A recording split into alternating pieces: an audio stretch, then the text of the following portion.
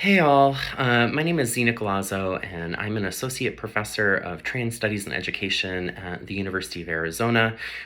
Just doing a little blip about a blog piece that I wrote for the Generative Dialogues blog called Feeling Toward a Pedagogy of Grief.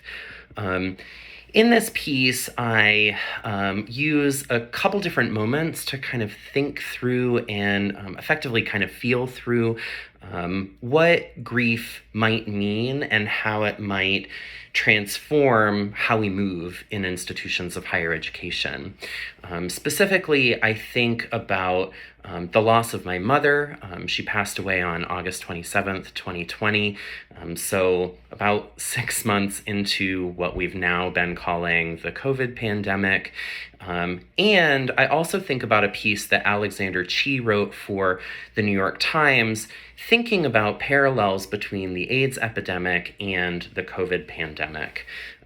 Through some of this work, I invite people to ask some questions with me about grief and what that means for our work in higher ed. Specifically, I ask, how can the unmetabolizable grief I'm experiencing, and then indeed we all are experiencing collectively, tell us about what we need?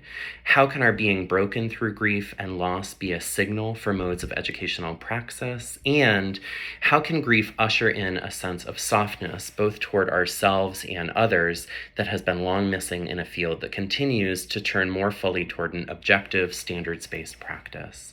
So I don't create any, here are the 1, 2, 3 steps of dealing with grief. It's mostly kind of thinking about what might this mean for us? How might this be something that we can and maybe should start to take really seriously?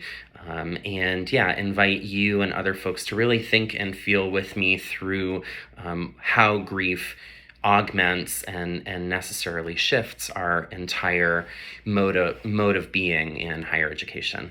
Hope folks like the read, and very glad to hear feedback and engage with folks around it if you'd like.